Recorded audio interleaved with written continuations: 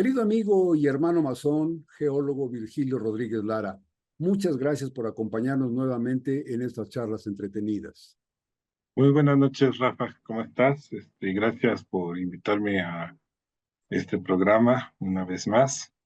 Encantado Oye, de te, estar te- con te agradezco ustedes. doblemente tu presencia porque primero, pues hombre, tu amistad, tu cariño, siempre lo disfrutamos Gracias. mucho, tus conocimientos en geología y eso a mí siempre me han sorprendido, pero además el esfuerzo que haces para acompañarnos hoy, te agradezco mucho. Sé que estás trabajando allá por la zona del aeropuerto Felipe Ángeles, allá por Santa Lucía, entonces la transportación a estas horas es una complicación para ustedes. Entonces, este esfuerzo que realizas para estar con nosotros me hace que te lo agradezca yo doblemente.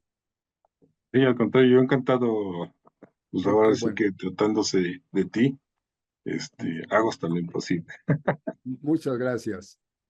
Queridos amigos internautas, amigos y hermanos del auditorio, como ustedes están bien enterados porque ha habido una gran difusión, una gran publicidad, el próximo martes 29 de abril, la próxima semana, a las 11:30 de la mañana, hora del centro de la ciudad de la capital de la República Mexicana, se llevará a cabo el primer gran simulacro de sismo del año 2025.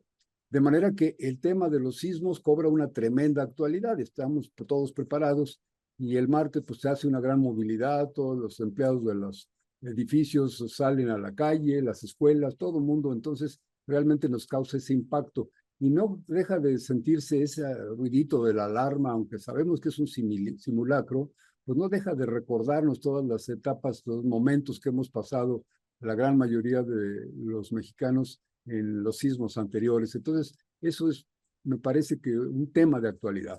Por eso hemos invitado a nuestro amigo y hermano Virgilio Rodríguez Lara, que es geólogo de profesión y que tiene una muy amplia experiencia en el tema, sobre todo para que nos ayude a disipar algunas dudas. Eh, lo que nos explica él, pues técnicamente es todo un conocimiento especializado, entonces esto es para geólogos y gente del gremio, pero nosotros, la gran masa de población, lo que nos importa es el día a día, se me cae el edificio, no sé qué hay que hacer, cómo evitar los riesgos, y después cuando ya se sufrió el sismo, que ya no es un simulacro, pues cuáles son las consecuencias, todo eso le queremos platicar a Virgilio. Entonces, por favor, amigos, ustedes que están allá en el otro lado como auditorio, no duden en participar con nosotros. Será, estoy seguro, de una gran utilidad contar con sus propias experiencias, pero además conocer sus propias dudas. Entonces, a mí se me ocurre plantearle a Virgilio algunas interrogantes, pero con toda la experiencia de ustedes creo que podemos enriquecer mucho este programa y aprovechar la experiencia de Virgilio. Así que, pues, empezamos con estas dudas, Virgilio. El próximo martes a las 11:30, el gran simulacro. Y suena la alarma y todo esto. No estoy muy seguro de qué tanto resultado nos ha dado los simulacros, si realmente nos tiene ya prevenidos para esto. Te voy a comentar y le comento a nuestros amigos internautas una experiencia personal. El edificio en donde yo laboro normalmente es un edificio de 5 o 6 pisos y somos muchos empleados ahí. Entonces, hace algún tiempecito se hizo un simulacro. Y bueno, ya sabes que nos explicaron que no corran, no griten, no empujen, etcétera, bajar así ordenadamente, primero tal piso, y hay unas cuadrillas de personas que están ahí habilitadas como de protección civil interna, y entonces ellos se organizan, se encargan de organizar que pues no entremos en pánico, que vayamos bajando ordenado. Total, el simulacro salió muy bien, los policías vigilantes del edificio nos abrieron puertas que normalmente están cerradas, todo se facilitó muy bien y salimos extraordinariamente bien.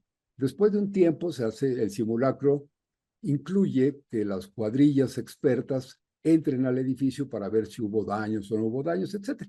Como es un simulacro, pues esto es más o menos rápido. Nos dijeron, bueno, pues ya se termina el simulacro, vayan regresando a sus lugares de trabajo, también ordenadamente, primero este piso, luego el otro piso, etcétera. Y todo salió muy bien, Virgilio. Llevábamos unos minutos ya en nuestros lugares cuando vuelve a sonar la alarma, pero en esta ocasión sí era de verdad, ya no era simulacro.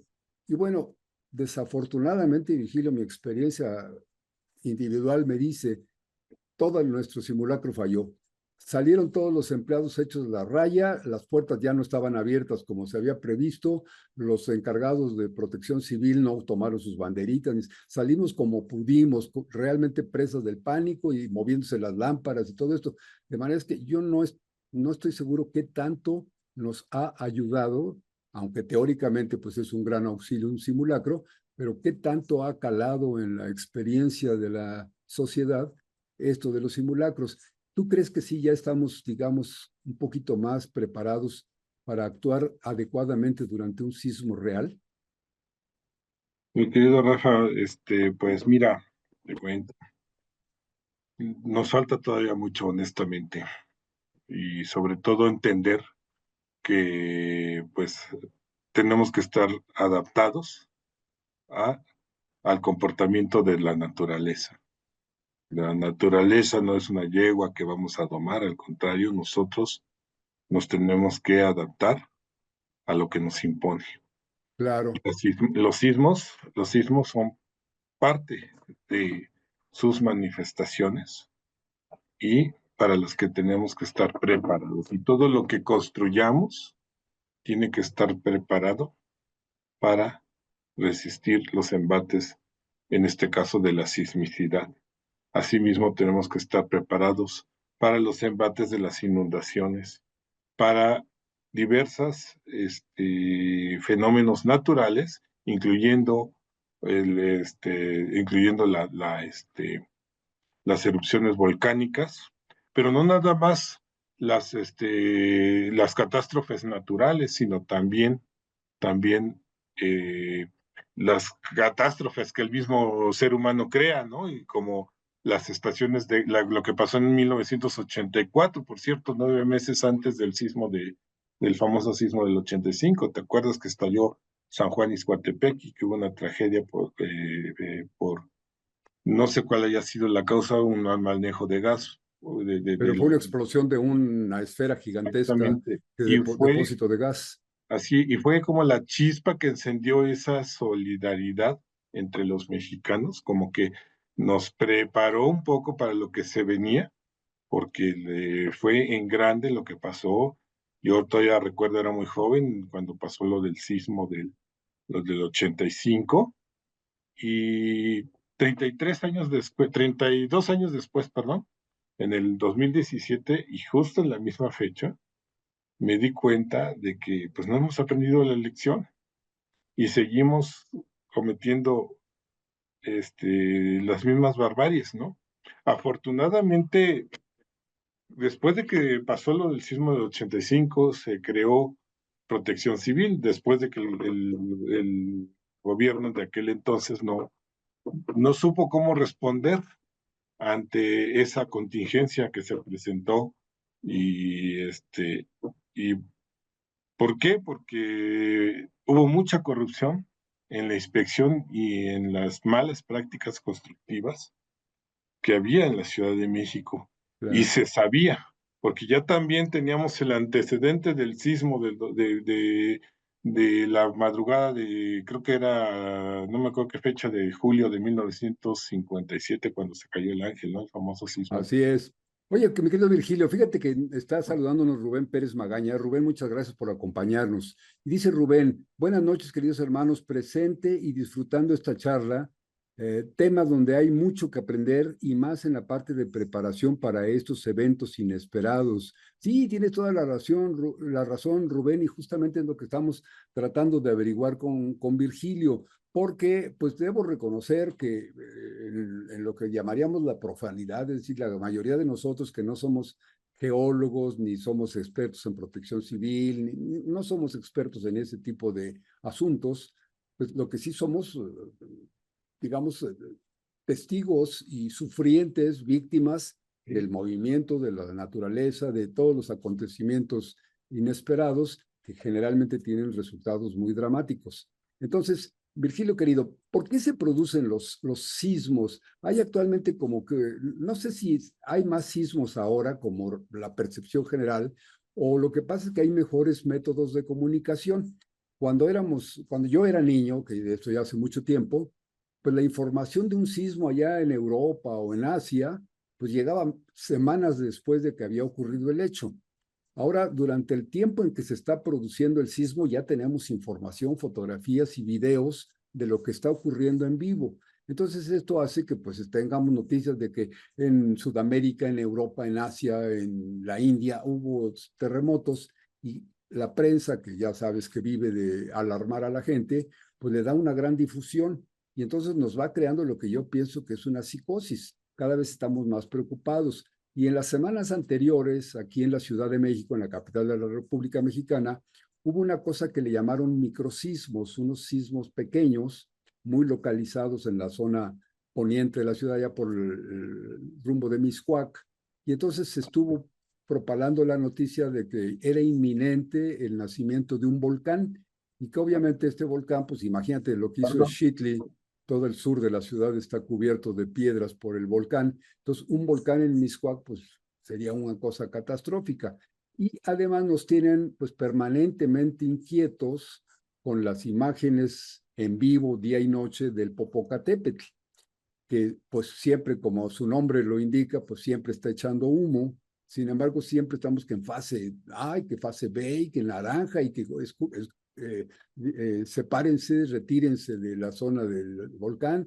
Y aquellos paseos que teníamos cuando jóvenes, cuando chamacos, que era divertidísimo ir por las nieves del volcán y subir hasta donde alcanzaban nuestras fuerzas, las piernas y el doble pantalón. Hasta allá llegábamos sin equipo ni nada, pero nos subíamos al Popocatépetl. Bueno, todo eso las nuevas generaciones ya se lo perdieron por el miedo que haga erupción el volcán y todo eso. Mis respetos a todas esas indicaciones de protección civil del ejército de las autoridades. Pero la pregunta fundamental es Virgilio, en tu experiencia profesional, con tus conocimientos, ¿estamos más cerca de una gran catástrofe que acabe con nosotros? Bueno, mira, mi querido Rafa, si me permites mostrarte unas láminas que tengo aquí, A ver, por hechas favor, en sí. PowerPoint. A ver, compartir pantalla. No veo Escoge la lámina que quieras presentar. a ver, ay, ¿qué estoy haciendo? A ver si me está saliendo aquí. Ya tienes la función de compartir pantallas, ahora escoge A ver, ¿sí en tu ven la escritorio. pantalla? ¿Sí ven mi Ya, pantalla? ya, ahora escoge en tu escritorio de la computadora, escoge la lámina que quieres ¿Ya la están viendo? presentarnos. Sí, ya dale clic a la primera. Ah, déjame hacer un poquito más la imagen para poder yo también ver mi pantalla. Aquí está, ok. Bueno, mira, mi estimado Rafa, No se ha aquí compartido, tenemos no se ha cuatro. compartido. ¿No se ha compartido? Virgilio, no, A no, ver, Virgilio, no se ha. espérame un momentito.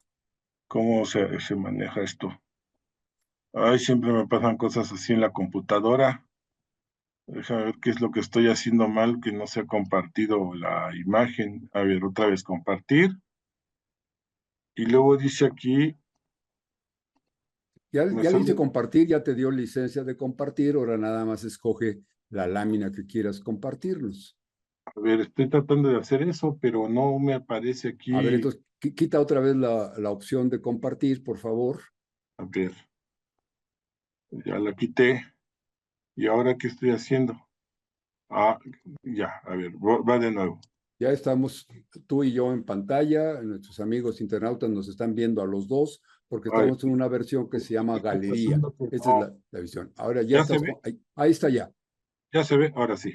Bueno, les decía que a ver si ven aquí las imágenes de cuatro mapas de la República Mexicana, ¿verdad?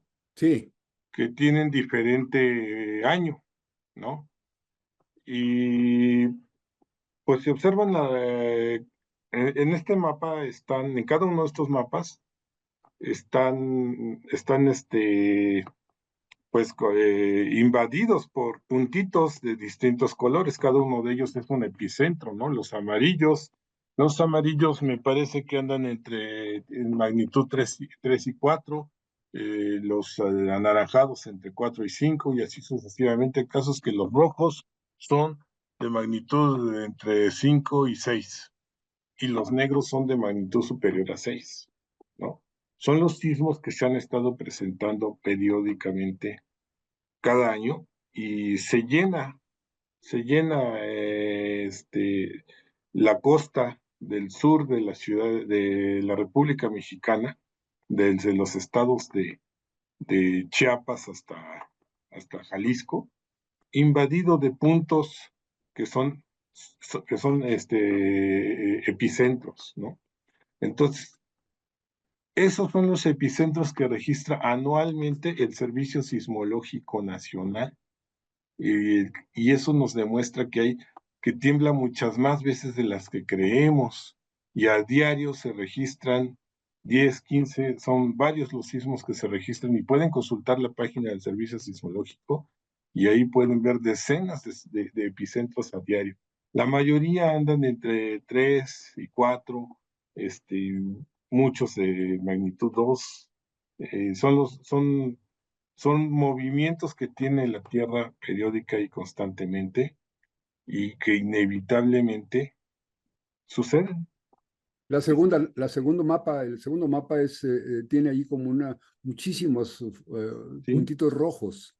Y eso es, así es, bueno, es que los han estado, están de distinto color, pero Ajá, son lo mismo, ¿no? Es el de los rangos de magnitud son los mismos, pero ahí les cambiaron los colores. Pero de todas eso. formas, vean cómo se llena de un enjambre de epicentros el sur del país, ¿no?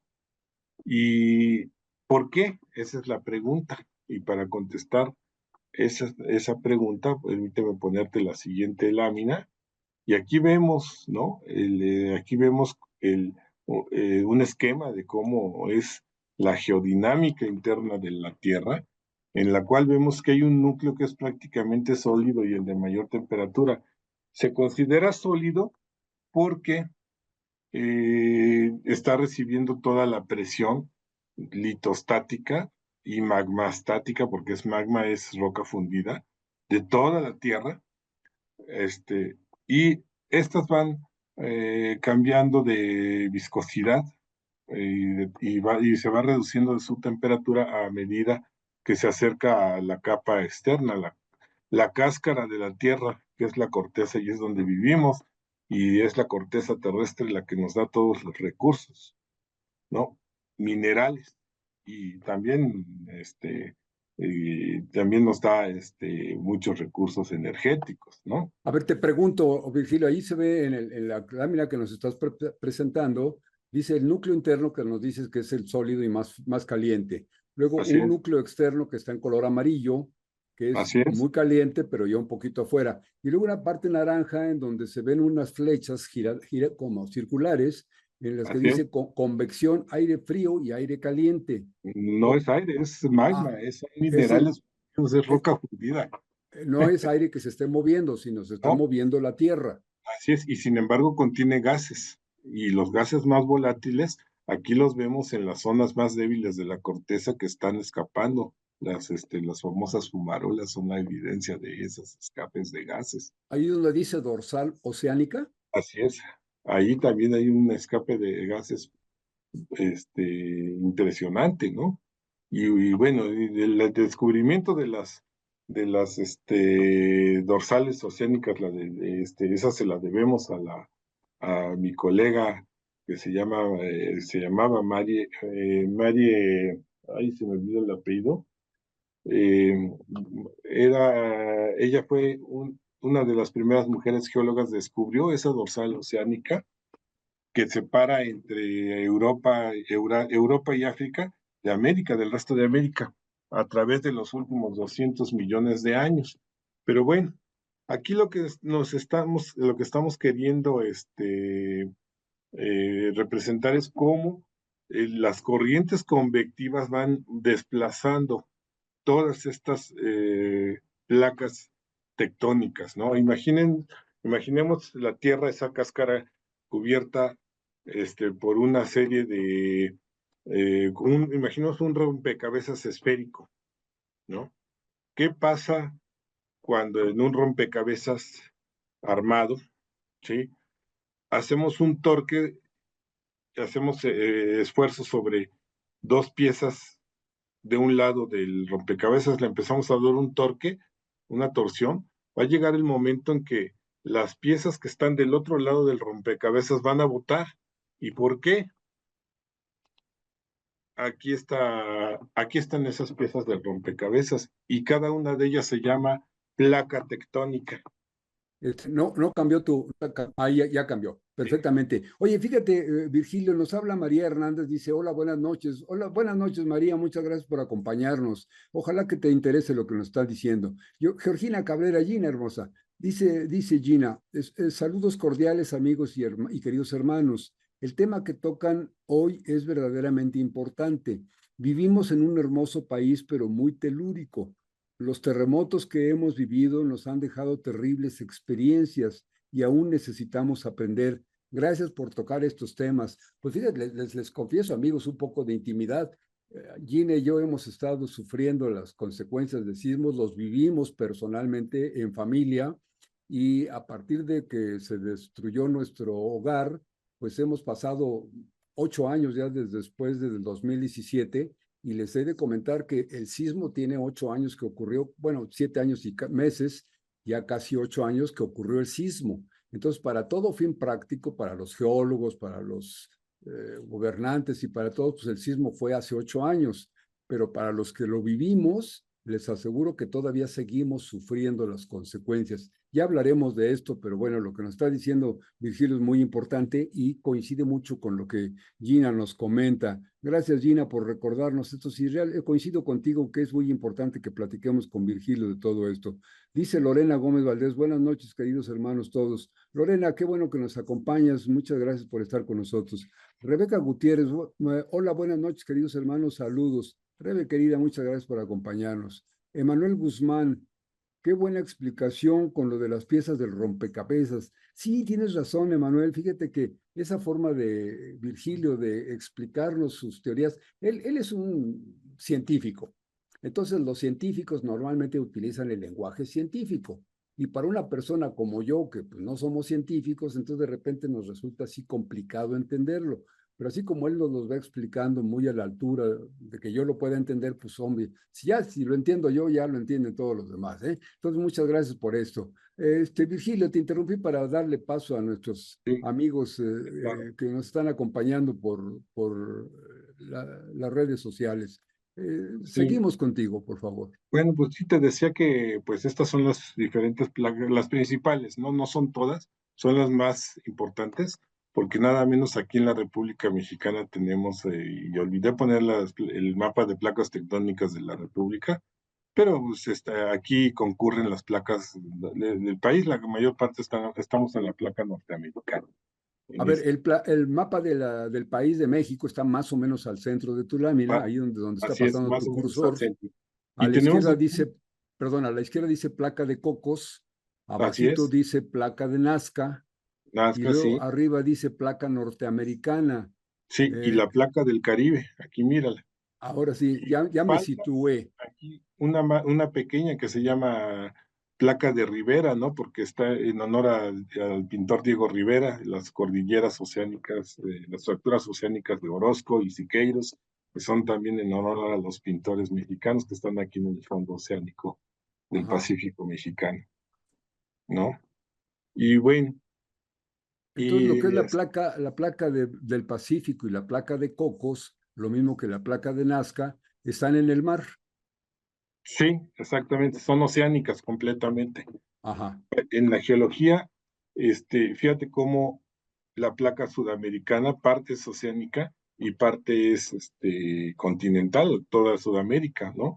Lo mismo que la placa africana, ¿no? Tú ves cómo el continente africano está rodeado de su propio fondo oceánico, todos ellos constituidos por rocas basálticas y rocas así que entonces, Virgilio, estas placas digamos. podrían ser el equivalente a las figuritas que tú nos hablabas del famoso rompecabezas. Exactamente, esas son las piezas Cada del una de estas rompecabezas. piezas está armada con la siguiente. Y Así tú es. hablabas de que podría pensarse que una de ellas girara. ¿Por qué? Sí, ¿Por qué van a girar? ahorita te explico por qué, porque tú fíjate cómo hay flechitas que están indicando sus desplazamientos. ¿En qué se caracterizan los bordes de las placas tectónicas? Ese es el problema, en que son altamente sísmicos. Y la mayoría de los sismos que ocurren en el mundo están en las zonas de contacto entre placa y placa. Y México no está ajeno aquí el famoso cinturón de fuego del Pacífico, es también, diría yo, otro cinturón, también un cinturón sísmico, no nada más de vulcanismo, ¿no? Porque también el vulcanismo está asociado a los por límites de placas. Las flechitas en contrasentido, pues son placas convergentes que se está una introduciendo debajo de la otra hasta fundirse una de ellas en el magma. Generalmente la placa oceánica es la que se introduce debajo del continente, es el proceso de subducción, tal como lo tenemos en casi toda la costa de México, desde Puerto Vallarta, desde Bahía de Banderas hasta Centroamérica, ¿no? Y ese fenómeno de convergencia de placas es lo que está ocasionando que se generen constantes epicentros. Y contrario a la dorsal oceánica, donde se están separando las placas, ahí conforme se separan y se abre nuevo espacio, ese espacio es inmediatamente reemplazado por magma que sutura esa separación y genera también constante vulcanismo basáltico, ¿no? Y la isla de Islandia es producto de esa separación de placas, ¿no? Y el otro tipo de, de contacto entre placas, de bordes de placas, es el transcurrente, donde nada más hay fricción entre un continente y otro. Y aquí está la famosa falla de San Andrés, que es un desplazamiento constante de fricción en sentido horizontal. Lo mismo aquí Es ocurre decir, en la falla del río Jordán. una placa sube y la otra baja simplemente. Y en el Sí, otro, en el caso que nos habías explicado, una se mete debajo de la otra. así es. Y lo mismo, ajá, sí, pero también hay fricción entre placas y es lo que estaba diciendo la famosa falla de San Andrés. Y aquí la fricción entre placas del río Jordán, aquí no aparece, pero el río Jordán es también producto de una transcurrencia de placas con la separación de la península arábiga. Por cierto, estuve hace un par de años por allá. Y eh, bueno, aquí pueden ver ustedes el desplazamiento que tienen las placas unas con respecto a otras, es lo que podemos estar constatando. Y todo eso, en eso se caracteriza, en que es altamente sísmico. Vamos ahora a ver lo que sucede en la República Mexicana, lo que tú me decías, pues sí, aquí está el fondo oceánico haciendo presión debajo del continente, la placa de Cocos introduciéndose debajo de la placa norteamericana, y esos movimientos han generado un patrón principal de fracturamiento y de fallas en toda la República Mexicana.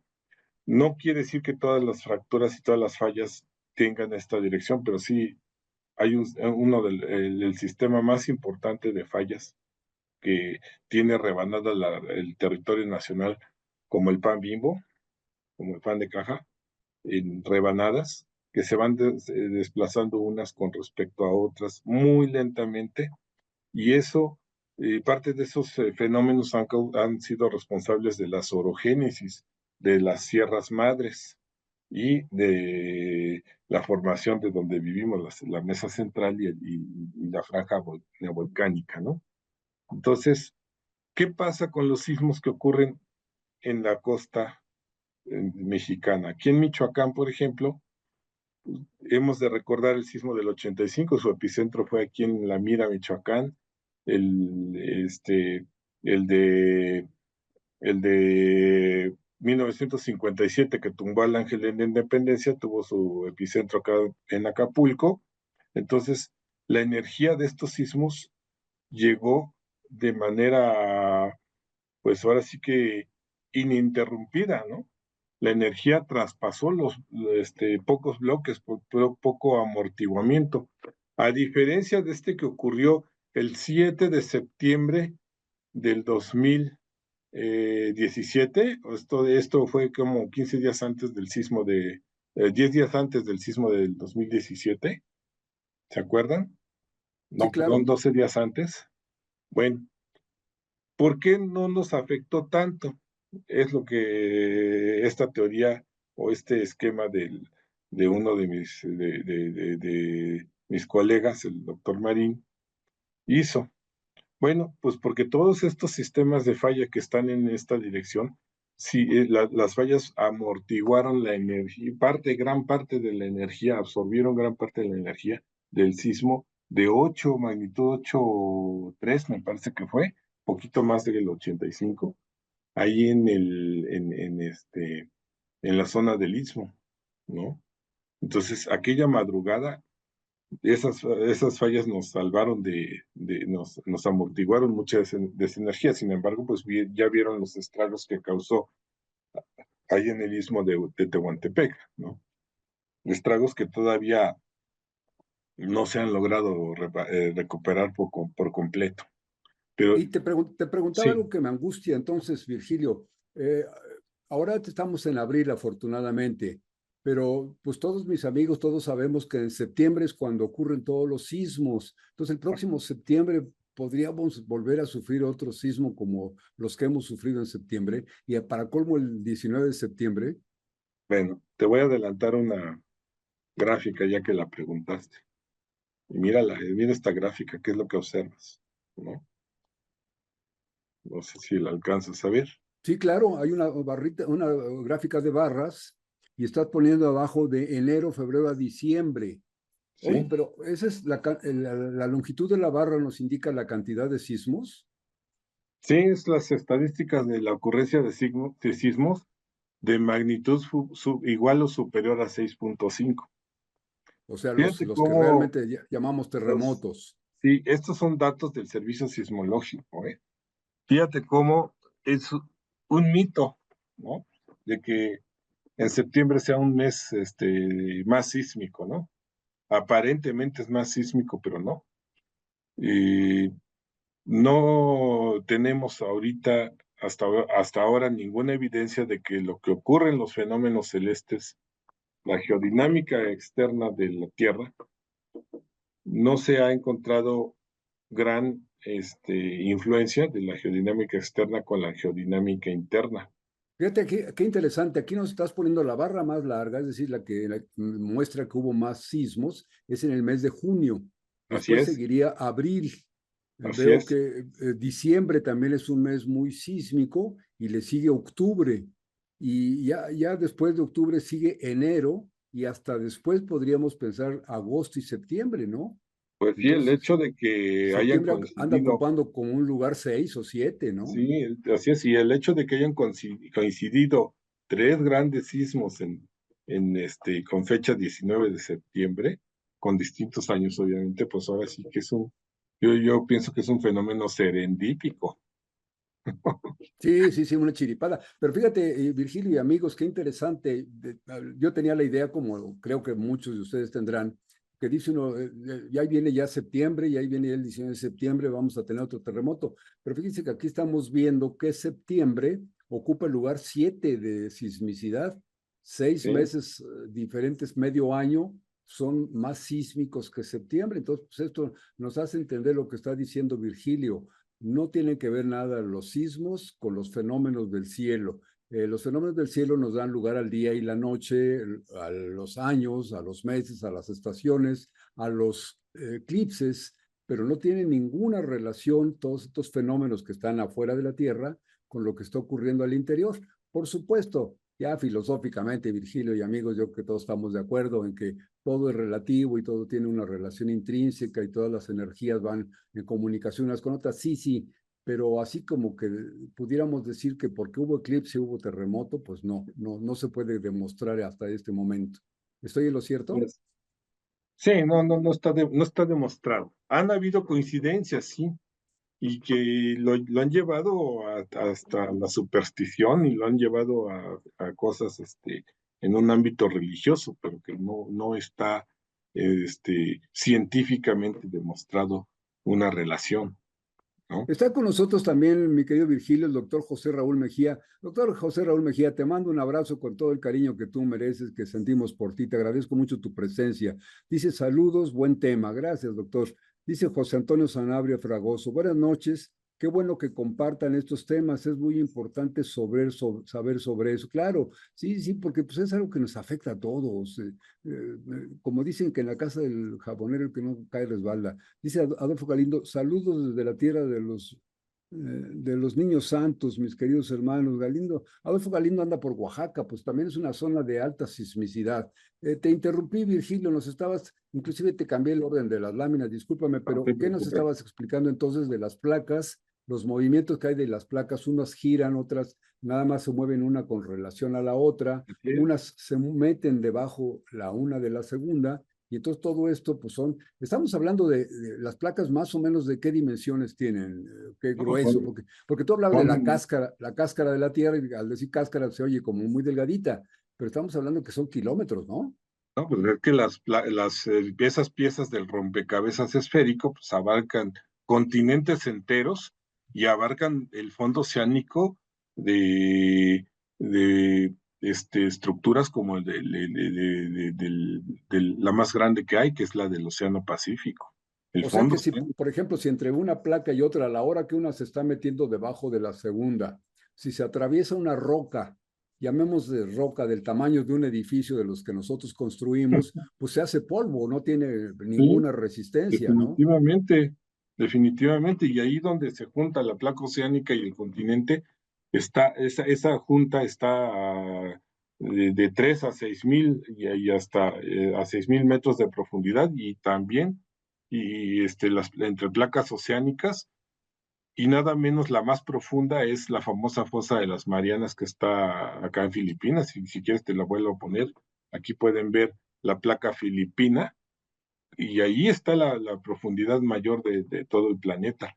Pero todas estas contactos entre continente y placa oceánica, esas son las profundidades de 3 a 6,000 metros de profundidad en promedio, O sea ¿no? que imaginemos una piedrotota, querido Virgilio, de 6 kilómetros de tamaño y metiéndose debajo de otra. Entonces, Bien. bueno, son presiones que realmente están fuera de nuestra capacidad de comprensión, ¿verdad? Exactamente. Y entonces, por esa razón también hay sismos de gran magnitud como el que ocurrió cuando se generó el tsunami de allá de Indonesia, que bueno, dicen que desvió la Tierra, ¿cuántos dijeron? 0,0 y no sé cuántos grados.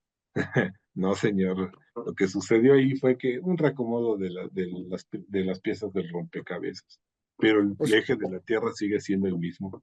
o sea Siguió que siendo esos 6,000 metros, es decir, estamos hablando de 6 kilómetros de altura, pero el diámetro de la Tierra son 40,000 kilómetros. el diámetro de la Tierra si tiene radios, son 6,376 kilómetros el promedio del radio, son 12,700, ¿qué? 56 kilómetros el diámetro promedio de todo el planeta. Ah, la circunferencia serían 40,000 kilómetros. Sí, pues la circunferencia ecuatorial es un poquito más de 40,000 kilómetros, Pero así es. imagínense ustedes de la magnitud, afortunadamente, de nuestro planeta. Entonces, la lámina que nos presentaste casi inicialmente, Virgilio, que es así como un esquema en la que se veía el núcleo blanco, luego afuera un círculo amarillo, luego naranja y finalmente este. Entonces, prácticamente casi que podríamos decir que está a escala, ¿no? Bueno, no, no, ni siquiera esta escala, eso es nada más un esquema representativo, ¿eh? Con los que dan la clase de geología de primero, incluso como lo que ilustran en los libros de texto, bueno, que yo veía en la secundaria, ¿no? Entonces, Pero la placa esa, digamos, la naranja, donde hay las corrientes de convección frío y caliente, digamos, ya en la realidad es más o menos gruesa de lo que se ve allí. sí, es más o menos proporcional, ¿no? Más o menos. Esto es nada más, es un esquema. Un Aquí esquema, no pero hay más o menos nos da una idea de la sí, magnitud de la que estamos de la hablando, ¿no? magnitud, exactamente, porque la corteza terrestre es todavía más delgada que la cáscara de la naranja en proporción. Entonces, allí donde dice dorsal oceánica, se ve como un levantamiento, como si hubiera Sí, las cordilleras. una salida, un levantamiento de las rocas. Más o Así menos es. esa sería la proporción en la que se verían nuestras montañas. Sí, así es. Pues más que todo es otra cordillera, es otra cordillera como muchas que conoces, pero submarina. Nada más Esto que su es, origen es enteramente volcánico, esto es. ¿sí? Mira, y bueno, a lo que te quiero ya, el tema que ya quiero pasar es a este otro, que para ya empezar a cerrar. Bueno, tenemos aquí un mapa también del centro y sur de la República Mexicana, ¿sí? Lo pueden ver claramente, en el cual están mapeados los sismos históricos que impactaron al país su zona de influencia, ¿no? Su zona de mayor impacto, ¿no? Y pueden observar dos cosas, dos zonas que se han comportado asísmicas y que en cualquier momento ahí, este, pues ahí hay tigre encerrado, que en cualquier momento este, los expertos dicen que se puede desatar ahí eh, un reacomodo brutal. No es para asustarlos, no es para este, alarmar, ¿no? Se está esperando que puede haber ahí la ocurrencia de un sismo de gran magnitud. Y se les conoce como las brechas sísmicas, ¿no? La brecha sísmica de Guerrero y esta otra pequeña brecha sísmica la de Tehuantepec. Pero todo En esto Estados Unidos, Virgilio, en la zona de California, Los Ángeles, San Francisco, por ahí, se sufren mucho los sismos también, pero así es, de otro tipo, como tú nos explicabas de la falla de San así es. Andrés. Y allá han generado una expresión que me parece interesante. Le llaman ellos en inglés the big one, el grande. Entonces, como Sí, que dicen que están esperando the big one, el sí. grande. Esto que tú nos estás explicando vendría siendo el equivalente a eso. Estamos esperando que ocurra el grande. Pues es lo que hasta ahorita pues sigue en investigación, sí. Se espera que en cualquier momento se desate un sismo de gran magnitud, porque así ya ha ocurrido en Japón, así ocurrió en Indonesia, y así ocurrió en Chile, y así también ocurrió ahí cerca de la capital de Alaska, en Anchorage, en 1960 y creo que 68 me parece, ¿no? En aquella época. Pero bueno, a lo que voy también es que quiero que vean que sí, la mayoría de los sismos están sobre la costa, pegados a la trinchera mesoamericana, que es la zona de fricción entre la placa oceánica y la continental. Sin embargo, no todos los sismos se originan entre los límites de las placas tectónicas, sino que también ocurren sismos dentro del continente y sismos de gran magnitud, y esos son los que se les conoce como sismos intraplaca, ¿no? Porque también ahí hay reacomodos de la Tierra, y así ocurrió el 19 de septiembre del 2017, pero Y no fue el único. el anterior de Puebla, ¿no? Sí, hubo otro en Puebla en 1900, aquí faltan algunos, pero yo recuerdo que hubo otro acá por Guajuapan de León en 1999. Me acuerdo porque ese me agarró y yo estaba en Chilpancingo, En Ciudad ¿no? Cerdán. Sí, el de Ciudad Cerdán, aquí está, el epicentro.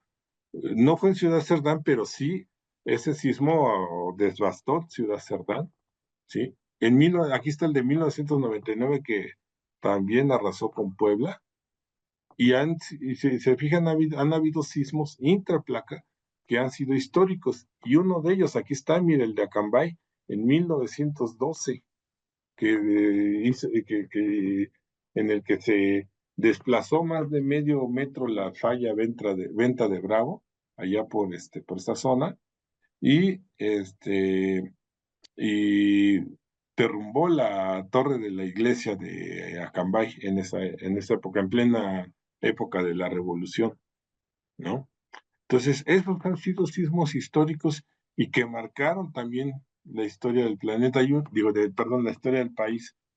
Hay por aquí otro sismo que fue por ahí, por el sur de Puebla, en 1979, el que destruyó, el que causó estragos en lo que antes era el edificio de la Iberoamericana, no sé si lo recuerdas, en Sí, marzo de cómo no, claro. 1970, ¿no? Ahí yo era muy chico, todavía era niño cuando ocurrió ese sismo, El pero me sismo acuerdo, el del 85. y el del 85 pues es histórico, ¿no? Ahí también me agarró siendo muy joven, ¿no? Todavía en mi edad escolar. Pero esos sismos que me tocaron, unos en casa y otros en la escuela, me marcaron la, mi vida profesional, Ahora, ¿no? Virgilio, hasta donde ha avanzado la ciencia, ¿hay algo que se pueda hacer para impedir eso? Bueno, pues, ¿qué es lo que se puede hacer? Pues, pues construir correctamente, construir bien.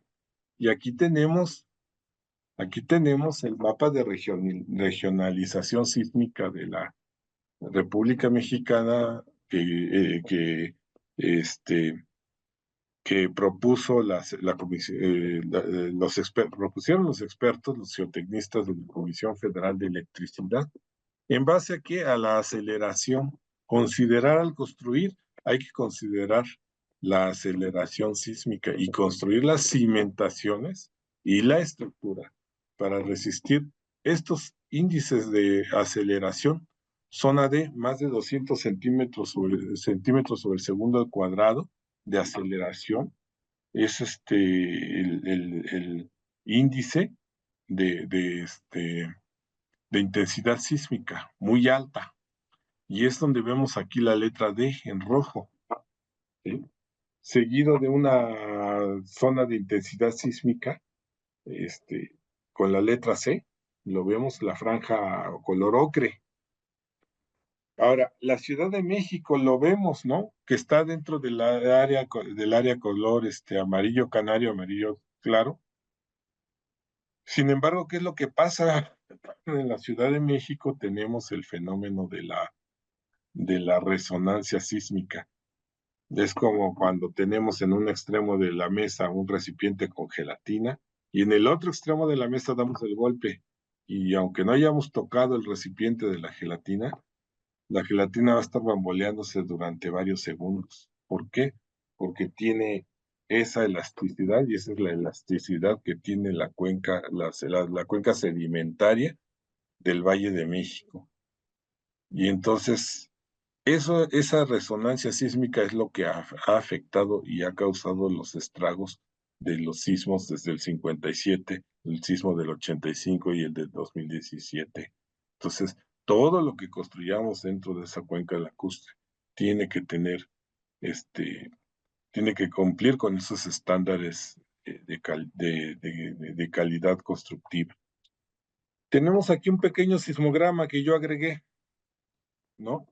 El sismograma, fíjate cómo son la mayoría de los sismos. Primero, los primeros segundos es una intensidad muy pequeña, pero es la onda de mayor velocidad, la famosa onda P o onda primaria, cuando se desata la energía sísmica y viaja a una velocidad entre 5 y 7 kilómetros sobre segundo a lo largo de la corteza, a lo ancho más bien de esta parte de la corteza.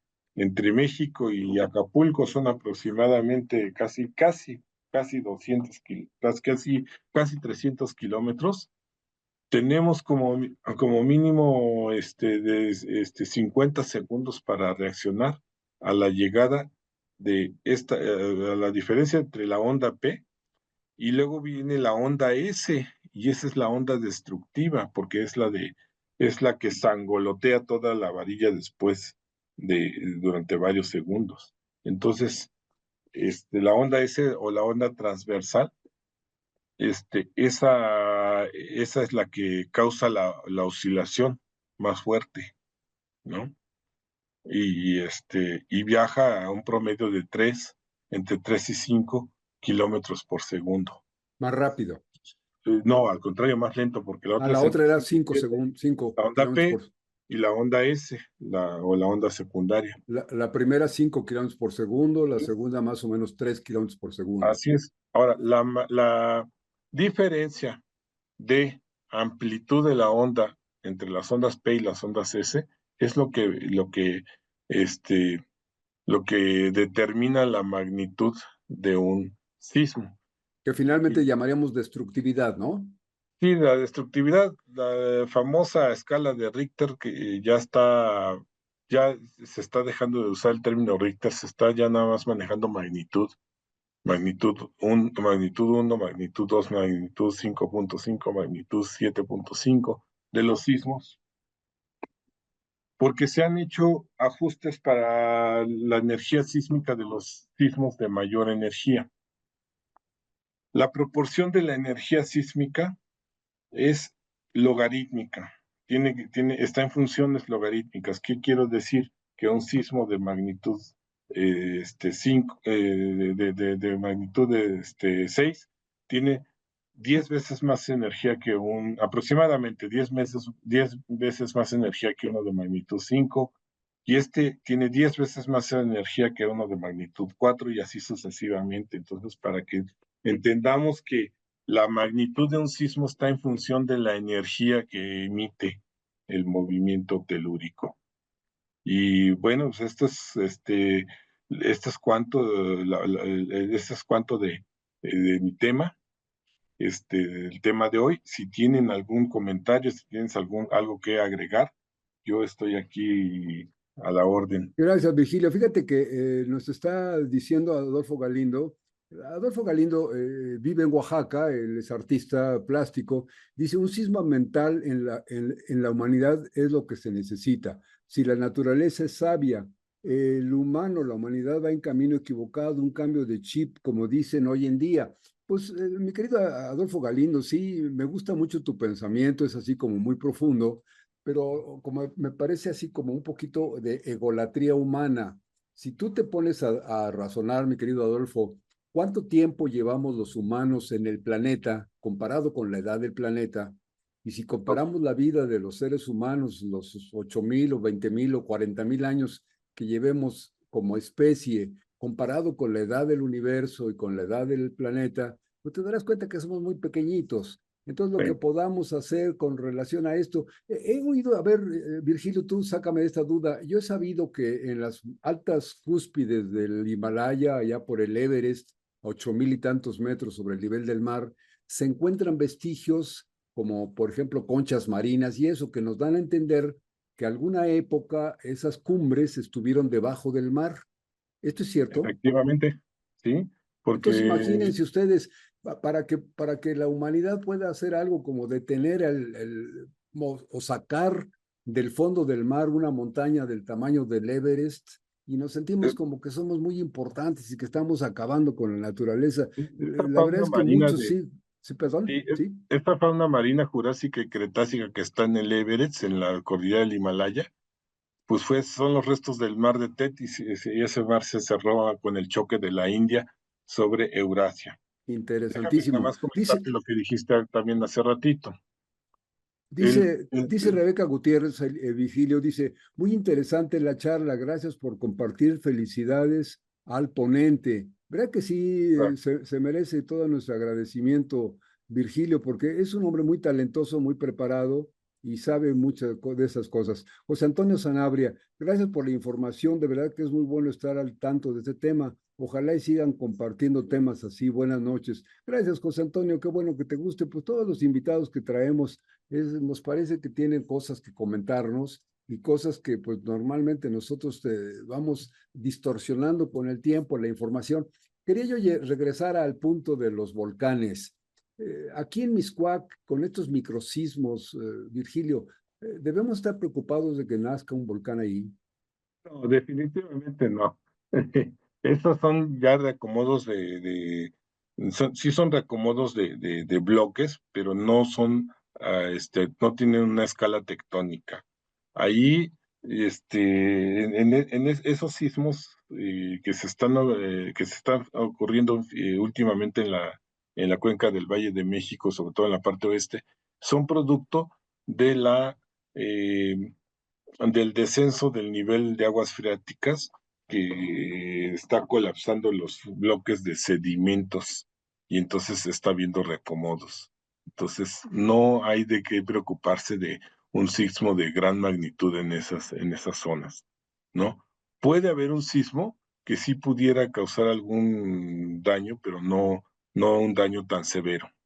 Y sería Eh, mucho más localizado, un área mucho más Mucho más, reducida sí, que y la lo... famosa falla Miscuac, bueno, pues esa es una de tantas que que tienen dirección de noreste a suroeste y van paralelas a casi todos los arroyos que descienden desde el río Magdalena, el río Miscuac, el río Becerra, todos los ríos que descienden hacia el Valle de México, que confluyen con el río Churubusco y que van a dar hasta el lago de Xochimilco, ¿no? Claro, pero Todo esto ya son obras que se to- han desviado, toda ¿sí? proporción guardada, hace algunos años allá cerca de Cuernavaca, Virgilio y amigos, se acordarán ustedes, construyeron un tramo de carretera y casi lo estaban inaugurando cuando un deslave de drenaje que se fue y se llevó la tierra por debajo, pues hizo que colapsara la cinta asfáltica y ahí fallecieron una pareja, un padre y un hijo, porque se cayó su coche en el socavón Sí, no lo y no recuerdo. hubo autoridad suficiente como para que los rescataran, entonces fallecieron allí abajo en el agujero que se produjo. Esto es terrible, es lamentabilísimo, es gigantesco para el tamaño de un automóvil, pues se va el automóvil y se muere la gente, pero no tiene ninguna comparación, no hay posibilidad de establecer un parangón entre lo que ocurre en un terremoto real de grado 7, grado 8, con lo que pudo Así haber es, ocurrido ahí, de manera es que pues como que hay que así es. evitar que ocurra eso, pero no es para tanto, ¿no? Y sin embargo, también hay que considerar que el Valle de México, la cuenca del Valle de México, también está disectada por fallas en dirección de noreste a suroeste, paralelas a todo el sistema de fallas el mapa que les mostré, el tercer mapa de la Claro. República, dividida, rebanada como pan Bimbo, ¿no? Ahora, Así, Virgilio, tú decías hay que construir mejor. Desde luego claro, que el reglamento de construcciones actual es muy superior, es decir, sus exigencias son muy claro, superiores al reglamento que existía antes de 1985. De manera que yo sí, podría decir que la ciudad se está construyendo mejor. Por supuesto, hay toda la corrupción gubernamental y la corrupción de los constructores de las grandes empresas inmobiliarias que pues engañan y meten material de segunda calidad y cosas. Esa es la corrupción, eso es difícil evitarlo. Pero por otro lado también el asunto, la laxitud o la debilidad del gubernamental de permitir que se vaya construyendo cada vez en áreas más peligrosas. Por ejemplo, en las áreas de los lacustres, las áreas de los humedales de Xochimilco, Tláhuac y demás, a la orilla de las barrancas, y en las zonas montañosas de Oaxaca, Guerrero y Michoacán. Yo creo que es muy necesario, no sé cuándo pueda lograrse eso, pero es muy necesario que las leyes en ese caso se endurezcan un poquito y que pues ya no se siga permitiendo el crecimiento de la mancha urbana en esas áreas, ¿no te parece? sí, definitivamente, pero hay algo también muy importante, ¿no? Que los gobernantes primero deberían de hacerle caso a los técnicos, a los expertos, a los ingenieros, a los que son realmente verdaderos urbanistas, ¿no? A esos a lo que a nosotros nos toca ahora instituir, ¿no? Y insistir a las autoridades en en que tienen que hacernos caso a los ingenieros y a los técnicos, ¿no?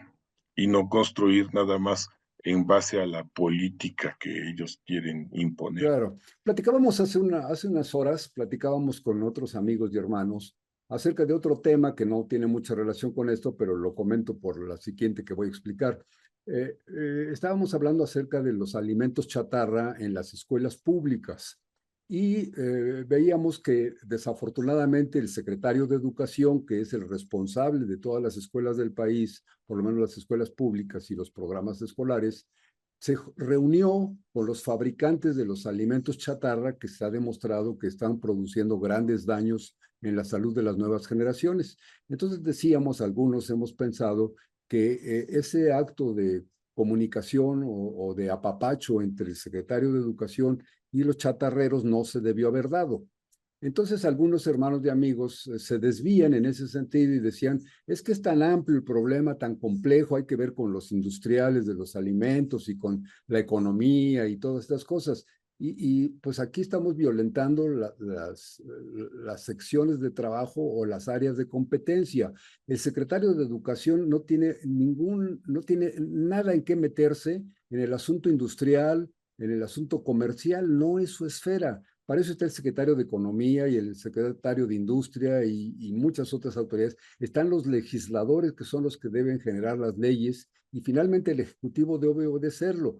Pero el secretario de Educación debería estar preocupado, igual que todo el gremio de maestros, por la salud, tanto física como mental y social, de los alumnos, y no estarse metiendo en defender a los que fabrican papas fritas o los que venden refrescos negros, ¿no? Eso yo creo que no es su esfera y sí da muy mala señal. Ahora, regresando al tema que estamos, y por eso hice la combinación, el tema de la construcción, Virgilio, tú dices, el gobierno debe hacerle caso a los técnicos. Sí, pero también hay muchos técnicos, como ocurre en el Poder Judicial, gente muy conocedora, muy experta, y utilizan sus conocimientos de una manera muy criminal. Hay, por Sí, ejemplo, la lamentable. industria de la construcción, todas las agencias o las empresas inmobiliarias tienen buenos ingenieros a su servicio, Así pero es. también tienen muy buenos abogados que lo único que andan es repartiendo dinero y logrando que se construya en donde no se debe construir. Estamos viendo hace poco Desgraciadamente. el bosque de Chapultepec, le están dando cambio de uso del suelo para poder aprovechar los terrenos y construir ahí casas, y así por el estilo. En la Sí, colonia Condesa, por ejemplo, que es una zona que se considera que ya está limitada en su crecimiento porque ya no hay servicios de agua ni nada como ocurrió en Polanco, y sin embargo, a raíz del sismo de 85, las autoridades permitieron lo que le llamaron redensificación, es decir, donde había un edificio de 6 pisos, se construye uno de 9 pisos. Y pues será muy legal y muy financieramente aprovechable lo que tú quieras, pero es un error técnico seguir cargando más peso en las áreas que no está permitido. Aunque sí, dicen, el pretexto es, no, es que se están construyendo con mejor cimentación. Pues sí, pero el suelo tiene un límite de carga. definitivamente tienen una capacidad de carga limitada y y bueno, un módulo de elasticidad que por eso también hay que considerarlo al construir en una zona sísmica, ¿no? Volvemos a más o menos a lo que yo planteaba al principio. Somos parte de la naturaleza. Ahí es Claro. lo que tenemos que entender primero como seres humanos. Y en un lugar como el Valle de México, aunque ha sido muy generoso y nos ha dado muchas bondades esta tierra, pues, este, tiene también Es un a lo que se límite que ya refería estamos Adolfo Galindo, precisamente. ¿ves? Fíjate, Virginia, antes de despedirnos, Emanuel Guzmán dice, muy buena presentación, gracias por compartir. Gracias a ti por acompañarnos, Emanuel, muchas gracias porque es muy importante que estés con nosotros. Y María Hernández, muchas felicidades al geólogo y gracias por toda la información que casi no se encuentra en otros lados. Muy preparado y muy entendible. Sí, comparto con la opinión que tienes tú, me parece que Gracias. esa es fue un éxito haber invitado a mi querido hermano y amigo, el geólogo Virgilio Rodríguez Lara. Virgilio, ya para terminar, para no entretenerte mucho más con esto, estás colaborando o colaboraste hace poco en la construcción del tren Maya. Y pues hombre, toda una hazaña geológica haber terminado esa ruta de 1,500 kilómetros. Y ahora estás preparando algo como la carretera, el tren para Querétaro o para Pachuca. Pues Estás yo ahí quisiera, eso es lo que yo metido en quisiera, todo pero eso. Te no agradezco hemos mucho que terminado nos hayas todavía. acompañado. ¿Cuál es tu proyecto en el que estás ahorita inmerso?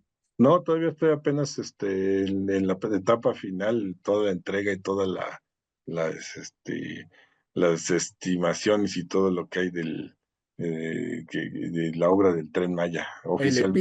El epílogo Eh, de la obra del Tren Maya. Y sí, fíjate, ahorita sí dolor de rapidísimo, cabeza ya, la burocracia de ahorita que entregar tocas, todo, la obra que, oficialmente. ahorita que tocas el tema del Tren Maya, imagínate, son 1,500 kilómetros Mil quinientos en cincuenta y un cuatro. terreno terriblemente complicado, muy difícil, la De la selva, los carsticidad. cenotes, Sí, una tierra muy peligrosa, en fin. Y se construyó, ¿en cuánto tiempo se construyó el Tren Maya? Pues fueron como 3 años más o 3 años. menos. Tres, Bueno, 4 años, depende, porque te, fue te por quiero, tramos, por te tramos. quiero comentar que la pura labor de, digamos, mantenimiento a la línea 1 del metro lleva 3 años y todavía no la pueden terminar.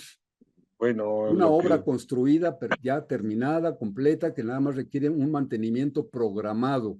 Y hoy lo que hicimos gran sucede es fiesta porque que se reinauguraron 4 estaciones. lo que sucede es que toda obra de infraestructura tiene una vida útil, programada, tiene una vida útil estimada desde que se construye.